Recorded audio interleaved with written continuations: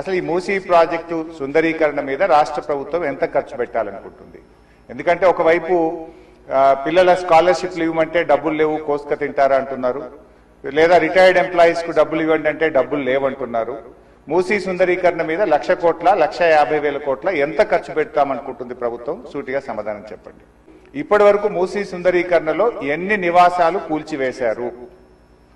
ఆ కూల్చివేసిన నివాసాలకు 2013 భూసేకరణ చట్టం కింద పాత ఇండ్లకు కంపెన్సేషన్ ఇచ్చారా? వేజ్ లాస్ ఇచ్చారా? లేదా సింపుల్ గా కేసీఆర్ గారు కట్టిన డబుల్ బెడ్రూమ్ ఇళ్లలో అసైన్మెంట్ చేసి పంపారా? 2013 భూసేకరణ చట్టం ప్రకారంగా 14.5 లక్షల రూపాయల డబ్బు ఇవ్వాలి వాళ్లకు.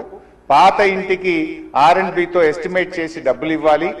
అదేవిధంగా సెలబుల్ రైట్స్ తో కూడినటువంటి 200 గజాల స్థలంలో కట్టిన ఇల్లు ఇవ్వాలి. ఆ రకంగా ఇచ్చారా? ఇవ్వలేదా?